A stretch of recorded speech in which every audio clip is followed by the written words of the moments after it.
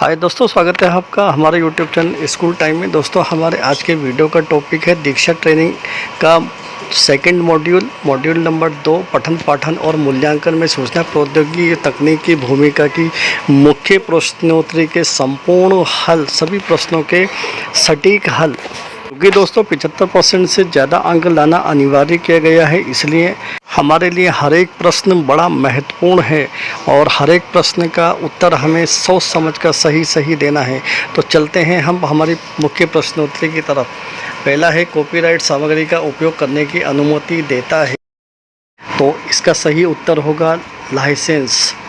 और अगला प्रश्न के एक बहुसंवेदी सीखने का अनुभव एक शिक्षार्थी को प्रदान करना सुनिश्चित करता है। इस चौथे ऑप्शन को हम इस प्रश्न के उत्तर के रूप में हम चुनेंगे दृश्य, श्रवण, गतिज और स्पर्श संबंधी उत्तेजना।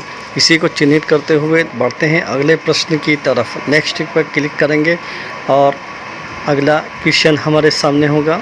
जब कोई बच्चा ऑनलाइन क्लास के दौरान वीडियो प्रारंभ नहीं कर पाता तो शिक्षक को क्या करना चाहिए? बच्चों को ऑनलाइन सत्र से निकाले। बच्चा वीडियो प्रारंभ क्यों नहीं कर पा रहा है, इसका कारण अलग से पूछे। इसी को हम चुनते हैं। अगले प्रश्न है हमारी तरफ, इनमें से क्या सत्य नहीं है?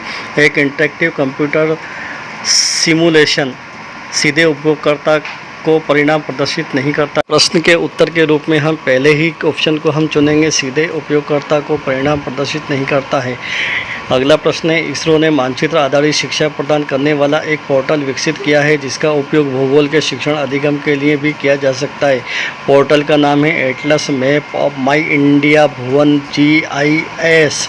तो इसके आंसर के रूप में हम भुवन को चुनेंगे, ऑप्शन नंबर 3 भुवन। और बढ़ते हैं हम नेक्स्ट क्वेश्चन की तरफ। अगला क्वेश्चन है, तत्वों की आवर्त सारणी सीखने के लिए एक खुला शैक्षिक संवादात्मक कार्यक्रम है मार्बल, कॉल्जियम, केम, एवोगेड्रो। तो इसके आंसर के रूप में हम चुनेंगे कॉल्जियम। और बढ़ते हैं अगले क्वेश्चन की तरफ। अगला प्रश्न है हमारा, निम्न में से कौन सा एक मुक्त और खुला स्रोत सॉफ्टवेयर नहीं है? इसके आंसर के रूप में हम चुनेंगे माइक्रोसॉफ्ट वर्ड। इसी को क्लिक करते हुए बढ़ते हैं अगले प्रश्न की तरफ। NCERT की ICT पहल क्या है?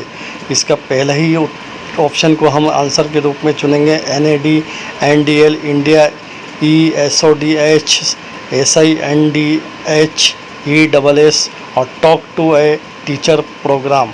तो इसी को हम सेलेक्ट कर देंगे और बढ़ेंगे अगले क्वेश्चन की तरफ। तो नेक्स्ट क्वेश्चन है, निम्नलिखित में से स्वयं का पूर्ण रूप कौन सा है? के रूप में हम सेकंड ऑप्शन चुनेंगे, study webs of active learning of young expiring minds. हम ये सेकंड ऑप्शन को हम चुनेंगे और उसके बाद बढ़ेंगे अगले क्वेश्चन की तरफ। डिजिटल प्रश्नोत्तरी निम्नलिखित में से किस उद्देश्य के लिए उपयोगी है? इसके आंसर के रूप में हम चुनेंगे सेकंड ऑप्शन, सामग्री की उत्तमता पर तत्काल प्रतिक्रिया प्रदान करना। बढ़ते हैं अगले प्रश्न की तरफ। अगला प्रश्न है, एक अच्छा पासवर्ड वो होता है। इसका हम लास्ट वाला ऑप्शन हम चुनेंगे। आपके लिए याद रखना आसान है लेकिन दूसरों के लिए इसे समझना मुश्किल है। इसी को हम चुनते हुए बढ़ते हैं अगले क्वेश्चन की तरफ। माना जाए कि अमुक वेबसाइट एक विश्वसनीय स्रोत है, लेखक और उसकी जानकारी को सत्यापित किया जा सकता है। इसी को हम चुनेंगे पहले ही ऑप्शन को और फिर बढ़ेंगे अगले क्वेश्चन की तरफ। USB को हटाने के लिए निम्नलिखित में से कौन सा सुरक्षित अभ्यास है? इसके लिए हम लास्ट वाला ऑप्शन को चुनेंगे, इजेक्ट करें और निकालें। बढ़ते हैं अगले क्वेश्चन की तरफ। गैर इंटरनेट उपयोगकर्ता को उनकी शिक्षा का समर्थन करने के लिए शिक्षार्थियों तक पहुंचने के लिए डैश है, ऑनलाइन और ऑफलाइन दोनों हो सकते हैं। यहाँ पर हम इसके लिए आंसर के रूप में हम चुनेंगे पहला ही ऑप्शन, डिजिटल शिक्षा। बढ़ते हैं अगले क्वेश्चन की तरफ। के वर्गीकरण के अनुसार ज्ञान आयामों की संरचना है।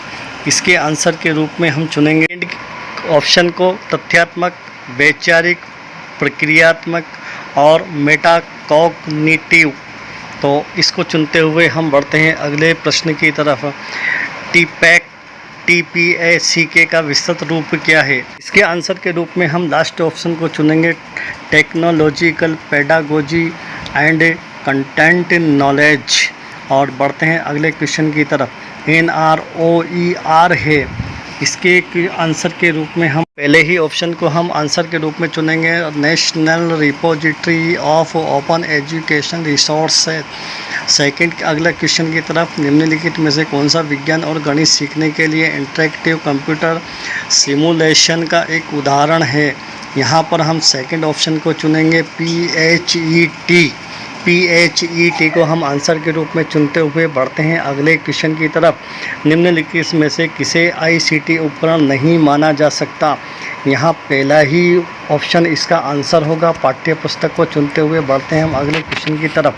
वन नेशन वन प्लेटफॉर्म के रूप में कौन सा पोर्टल प्रोजेक्ट है जिस माध्यम से हम अभी ट्रेनिंग प्राप्त कर रहे हैं, दीक्षा। तो ये हमने 20 क्वेश्चनों को अटेम्प्ट किया, 20 क्वेश्चन के हमने आंसर दिए और स्किप कुछ भी नहीं किया और हमारा स्कोर हुआ, योर स्कोर इज 20/20, यानी हमने पूरे अंक प्राप्त कर लिए हैं।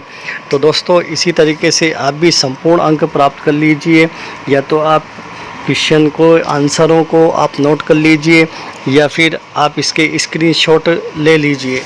प्रश्नों का क्रम चेंज हो सकता है और प्रश्नों के अंदर जो ऑब्जेक्टिव दिए हुए हैं उनका क्रम भी चेंज हो सकता है, इसलिए आप नोट करें, वो ज़्यादा बेहतर होगा।